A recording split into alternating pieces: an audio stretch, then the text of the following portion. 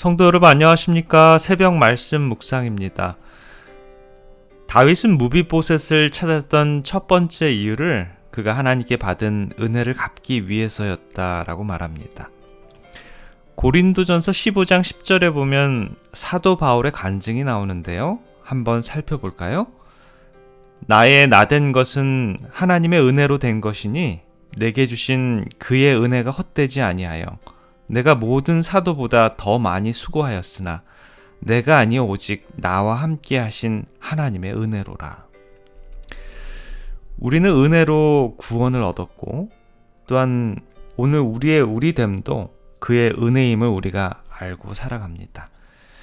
이것을 알고 감사하는 자가 참으로 구원을 경험한 자이고 구원이 무엇인지를 아는 사람입니다. 우리는 하나님의 진정한 은혜를 경험하고 살아가십니까?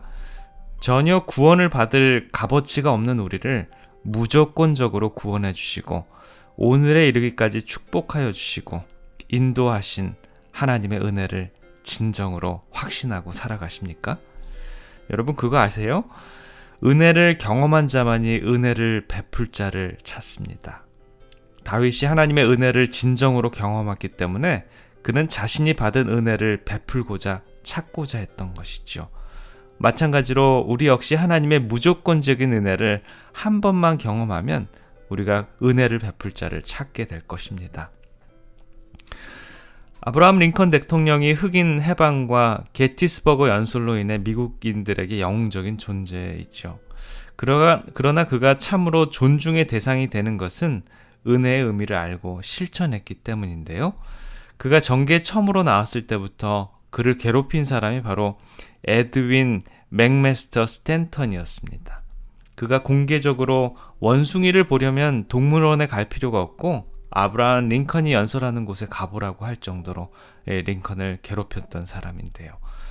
그럼에도 불구하고 링컨은 미국의 16대 대통령이 되었습니다.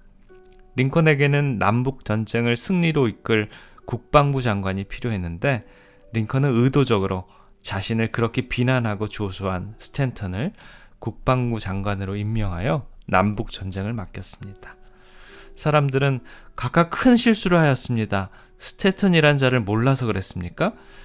그 자가 각하에게 들어놓은 터무니없는 비방을 잊으셨습니까? 그 자는 각하의 적입니다. 머지않아 그 자는 각하의 여러 정책들을 무산시켜버릴 것입니다. 그러나 링컨은 확실하고 단호하게 그를 변호했습니다. 그로써 나는 스탠턴을 잘 알고 있어. 그가 나에 대한 퍼뜨린 비난들도 잘 기억하고 있어. 하지만 이 나라를 둘러볼 때 남북 전쟁을 승리로 이끌 자는 스탠턴밖에 없어. 전혀 링컨에게서 도움이 되지도 않고 국방부 장관이 되기에도 자격 미달인 그를 믿고 국방부 장관에 임명했기 때문에 자신을 믿어준 링컨의 은혜에 감사하여 그는 목숨을 다해 대통령을 섬겼고 또한 남북 전쟁을 승리로 이끌게 됩니다. 이것이야말로 은혜를 잘 예증하는 역사적인 사실인데요. 우리가 주를 위해 봉사하고 주의 몸된 교회를 위해서 헌신하는 이유는 그분의 은혜를 알고 경험했기 때문입니다. 이것이 교회를 출석하는 유일한 이유이죠. 조건 없이 보상을 바라지 않고 무조건적으로 주어진 하나님의 은혜를 경험하고 그 은혜에 감사하는 삶을 살아야 되는 것이죠. 사무엘하 9장 1절에 보면 다윗이 무비보셋을 찾은 두 번째 이유가 나옵니다. 다윗이 가로되 사울의 집에 오히려 남은 사람이 있느냐? 내가 요나단을 인하여 그에게 은총을 베풀리라 하니라. 다윗이 사울의 집에 은혜를 베풀고자 한 이유는 바로 요나단 때문이었다라고 합니다. 요나단은 다윗에게 어떤 존재인가요? 요나단을 생각하면 늘 그에게 빚진 것 같고 사랑을 입었기에 이것을 어떻게 갚을 것인가 생각을 하게 됩니다. 다윗이 요나단에게 어떤 은혜를 입었지요? 당시 요나단은 사울 왕의 아들로서 다윗을 특별히 사랑해 주었습니다.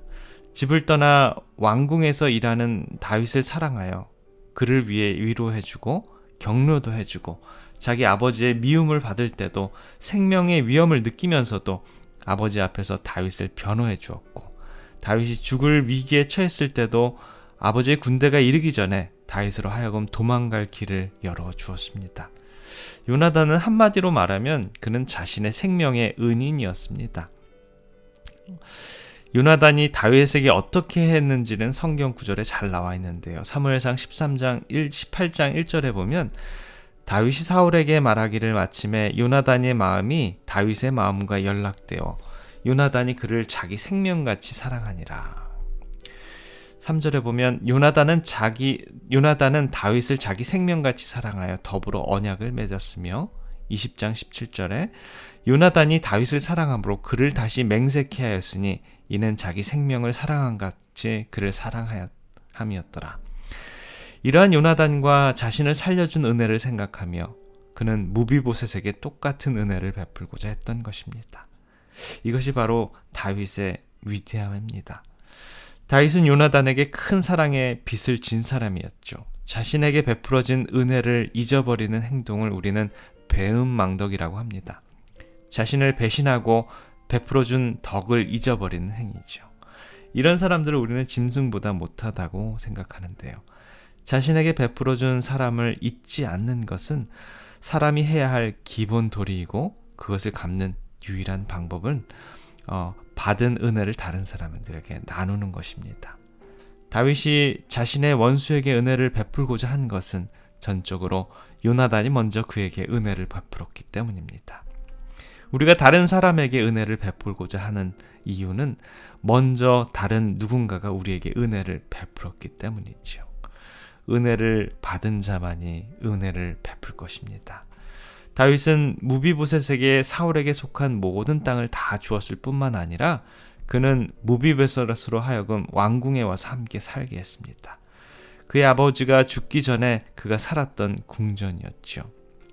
다윗이 그를 궁전에 와서 살면서 같은 식탁에서 밥을 먹게 한 것은 다윗이 그를 자신의 친자식으로 인정했다라는 것입니다.